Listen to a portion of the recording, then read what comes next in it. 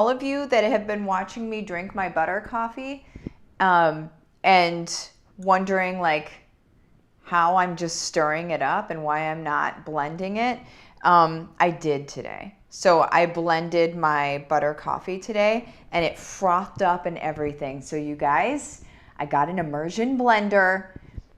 Here's what I also found out is that it's not wise, and maybe it's because I used a whole immersion blender instead of a frother or whatever that is, that little tiny thing. But I feel like it's because I used a whole immersion blender, which is essentially like a motor with a thing in here and kind of big. I definitely put it in my cup of coffee and then got coffee everywhere whenever I started blending it. So there's that. So then I put it in a big mixing bowl, just to tell you how my morning went. Then I put it in a big mixing bowl, frothed and blended it all up, put it back in my coffee cup, and we are good. So just saying, I'm now blending. I'm in the blending crew. Let me get the comments in front of me. There it is. Okay. Good morning. Oh my gosh. Here, let me actually do YouTube first. If you are watching this on YouTube, do make sure that you click on the subscribe button and also the bell so you get notified when new videos come on. If you are not watching on YouTube, at the end of this video, if you like what you heard, go to YouTube, search my first and last name, subscribe and click the bell so you get notified when new videos come on. There is that. Hello, Grace and Emily, Devery, Randy, James. I'm just going to try to go down this list here. Oh, man, I can't click on that. There it is. Carrie, good morning. Good morning, Diane. Rachel. And another Rachel. L, mixing protein in coffee is an art if that's what you're talking about. Missed the beginning. I'm talking about the butter part, but yeah, the protein I know is already going to be a thing. So I got a power whisk. We're going to see how that goes. But again, probably shouldn't happen in the cup is what I'm learning here. Morning, Tracy and Celia. Christy, good evening from Western Australia. Night shift for me. Oh, my word. And good morning, Julie. All right, you guys. Well, so what are we going to talk about this morning? This was on my heart to talk about because I know that, I talk about business and I talk about income streams and things like that. And then some people end up in the boat of, well, I don't have a lot of money right now. Maybe I can find an investor to invest in me. And the reason why they think that is because they've watched a lot of Shark Tank and they're like, okay, there are people out there that invest in businesses. And yes, that's true. But here's why that's not wise. We even at one point early on were looking for that because we were like, okay, if we had a little additional funding, we'd be able to do X, Y, and Z. Now, we did not get that funding, and it was an immense blessing, okay? Because now we don't pay anybody out. Nobody owns our stuff. I don't have to answer to a single human being about what I do, how I say it, anything like that. I don't have to answer to anybody, okay? So if Martha wants to talk about God and faith and whatever, Martha gets to talk about that. Because nobody has any weight on my brand to say, oh, we're not okay with that because we're investors. We're not okay with you talking about that. I would have to listen to somebody else's opinion about how I show up if I had ever taken on investors. So glad that didn't happen. Which also, let me just give you some perspective.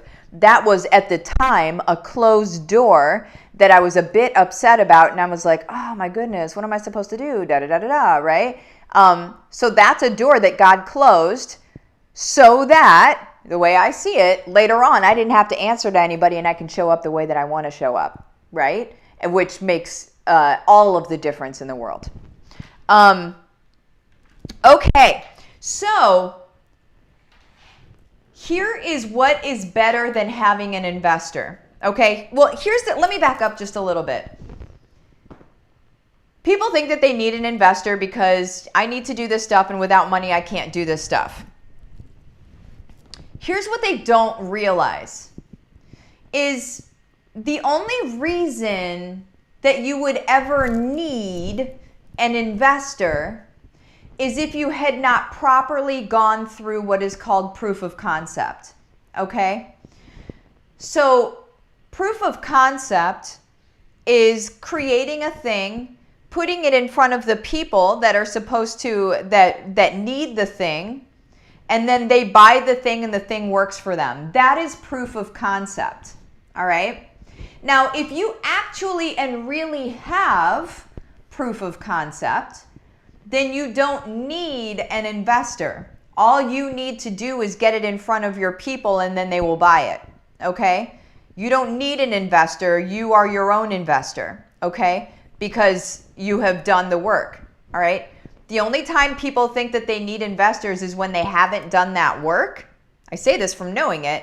When they haven't done that work and then they're like, okay, if we can throw some money at this, we can get it in front of people and then I know that they're going to want it, okay? It's not the way to go, you guys. So the things that I teach in HBR are the way to go about building your income streams without an investor. So you own everything outright. You take on no debt, right? There's no reason to take on debt when you're doing HBR. It's all organic. It's all natural. It's transparent. It's you just showing up. You don't need to. I feel like some people think that, you know, in order to run different income streams that you have to run Facebook ads and da-da-da-da-da. You don't. Even though I'm really good at doing Facebook ads, I still don't do Facebook ads for HBR. I don't do any of that stuff, okay? You guys, you don't require it. You don't need to do that with what I'm teaching you, okay? All you need to do is you need to be able to know who your people are, how you're going to serve those people. We go through all of that and then create the things for your income stream. That's all that you need to do. It's not rocket science, okay? The people that get stuck in, I need an investor, I need somebody to give me some money, or I need to go to the bank and get a loan and da-da-da-da-da. The people that are thinking that way are thinking in a way that they don't understand their own value and their own worth. Make the stuff that they need and they will buy the stuff, okay? You don't need an investor, you need to get working. You need to get going on what you're doing, okay? You don't need to wait for somebody else to come save you. You need to get going on what you're doing, you guys. Investors are not a good idea. I even had people that are like, hey, would you invest, like asking me to invest in them. And while, sure, I'll take part of your business, I don't want to do that, you guys. I want you guys to have your business, okay? I want you to have 100% control over your stuff, okay? I want to show you how to do that. I don't want to take part of your business, you guys. I don't want to loan you money so I can have part of your business. That's what an investor does. You guys understand that, right? You're giving away part of your business, and usually in the very beginning, because you don't have proof of concept and you don't have the sales behind you to prove how valuable you really are, you have to give away a lot of your business for a very little amount of money, okay? So then whenever you're making $1 million a month, you got to give away $500,000 to somebody that loaned you 20 grand once. You guys, it's beyond stupid. Beyond stupid. Don't think that way, okay? Keep your business to yourself. 100%. Keep it to yourself. It is yours. It is your family's, you guys, okay? Do that. In HBR, that's where I teach you all of the things. You don't need to be giving away your business. I'm going to see what kind of questions do you guys have? This was a little bit shorter on the message, but I just wanted to say it because, like, people move into business and they think because they see Shark Tank on TV, they think, oh, the right thing to do is I'm legit when I have an investor. That's the message that's sent across the airwaves a little bit. Legitimacy equals having an investor, and it's garbage. It's total and absolute garbage. Keep your brand, okay? It's yours. Don't give it to people, okay? Let me see. Cecilia, morning, catching you live, enjoying our first cold front in Florida. Yeah, I walked outside today and I was like, man, it is chilly. Y'all, it's 60. Okay. Oh, man.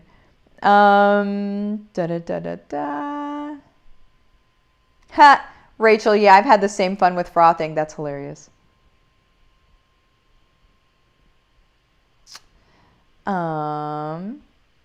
Andrea, struggling with finding what I have to offer my people. I would suggest grabbing the Bat Signal workshop.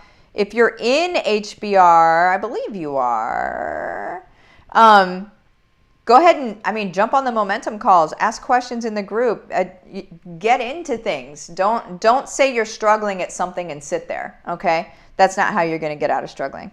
I don't want anyone in my stuff. Right. Yes. Janet, good morning. Emily, not looking for an investor, but I'm struggling with having the extra money to invest in my business. You're not struggling. First of all, stop it. Stop saying things like that. You are speaking truth or the opposite of truth over yourself. You are not struggling. But what you do is you start selling. That's where you develop your money, right? So you create things that people need that you can help them with. And then you sell it to it's all of HBR, you guys. That's what it's all about. It's serving people, knowing what to serve them with. If you have questions about it, ask it in HBR, okay? Or come to the momentum calls and ask the questions, you guys. Or come on to the momentum calls and hear everybody else's stuff. We're all learning from each other in there. Mary, good morning. Yes. Joe, I totally hear you about having a thankful heart. Wait, let me see. I totally hear you about having about being thankful to have not found an investor. We looked for one a year ago to be involved in building our resort in the Caribbean, and now have done for the first house ourselves. Nice. It's more empowering to have done things by ourselves for ourselves. Absolutely, 100%. And you don't have to answer to anybody. Lynn, excellent advice. Thank you. James, you need to get working. Yes, go do the stuff. We have set up several separate savings accounts that is just for investing in ourselves and our businesses. There you go. Perfect. Megan, not interested in giving money away. Yes, right.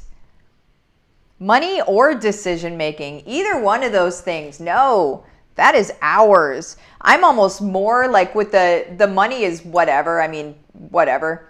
But decision making, no one is going to tell me what to do, y'all. Like, no one is going to say, well, Martha, I think you should do this. I'll take in from my counsel, from my husband and my team, which is my counsel, okay, and my family, my sister, all of that. That is my counsel, okay? That is who I go to get counsel from, right? Their feedback I take, but not an investor who is only financially interested in the business, who is only going to push via money and finances.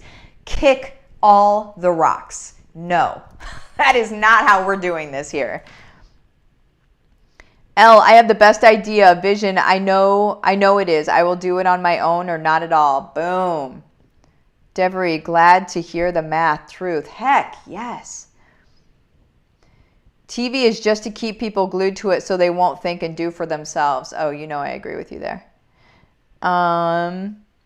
Julie, I have my brother do a module in my paid for training. How do I share profit with him, or do I? That's completely up to you. There's many different ways to do that. Whenever I have people do modules in my stuff, basically what they're doing is they are getting, it's kind of like joint venture, or JV is what it's called. they're basically getting a warm introduction to my audience. My audience is learning from them, but then also they have other things that they are providing for the audience. So if they, if they have something else that they're offering, they have my audience to be able to offer that to. So I don't pay out per se on that, on people coming in to train, because they're getting paid out in the end with having warm leads that they would have to pay for via ads or something like that otherwise. So that's the way that that's handled for me. Sarah, girl, I finally figured out when my course will be over. I am over the moon and itching to get it going. Yes! Leslie, patience. I need more patience with myself. I think we all do. It's totally okay. Emily, going to be moving to your area in Florida soon. I'd totally fangirl if I ever ran into you. Oh, shucks. Randy, my husband had a good friend invest in his new business. He blew through the money trying to get the business going. Now, just a few months later, his friend wants his money back. Talk about stressed. Yes, guys. Yes. Because when it's somebody else's money, you blow through it really fast. And you don't actually use it for the things that you're supposed to be using it for, too. That is typical. Christy, so glad I never even thought this was an option. There you go. Heather, yes, so much good support and knowledge and advice in HBR group. Heck yes. Marissa, yes, I'm so glad to hear you address this perspective. I used to watch Shark Tank and wondered why anyone would give their business away like that. It never made sense to me, but I couldn't figure out what the alternative would be. Love your perspective. Boom. Hey, Lori. Joe, 2 of the possible investors we considered have ended up showing their true colors just over Facebook and getting to know their values better. And their values are opposite of mine and my hubby's. See? Rachel, this is an amazing mind shift. We have always been conditioned that we need investors. Thank you. Oh my gosh, of course. Joe, we would have been stuck with them, but thankfully we aren't. See? And that's where the closed door is so nice. It's so nice when God closes doors for us, right? Like, it's almost like the door gets shut, and if God were speaking directly to you, it would be something like, you don't know what I know. This isn't good for you. I'm going to shut this so you can't even bowl your way through it. You need to figure out something else. But here's the deal. Most people look at that door and are like, oh, failure. This means I shouldn't do it. Why would you do that? Why would you even say that to yourself? If it's something on your heart that you want to do in a way that you want to serve the world, why would you look at a closed door and say, oh, that must mean I shouldn't do this? No, it means you shouldn't do it that way. That's all that it means. That's all that a closed door ever means, you guys. Don't do it that way. Turn around and look at everything else that you have, you guys. That's where we get so meek and timid and feel worthless, you guys. Time's up on feeling worthless. We are so much better than that. When a door closes, look around at what you can do instead. Stop thinking, oh, this must mean I shouldn't do this. Stop. Okay? That's not what you're here for. You're not here to sit on the couch and watch TV and watch everybody else be successful. Success equals supporting your community. If you're not successful, you're likely not supporting your community in the way that you best can. Can best? I don't know. You guys get it, right? Success comes from supporting people around you. Support the people around you, you guys. That's what you're here for. And that's where you're going to find your success. Stop trying to find it in stupid places, okay? Stop trying to do get-rich-quick stuff. Stop trying to just sell crap. Support your community. Support your people. That's what we're here for. Okay, and now I have to go because time's up. Okay, bye-bye, you guys.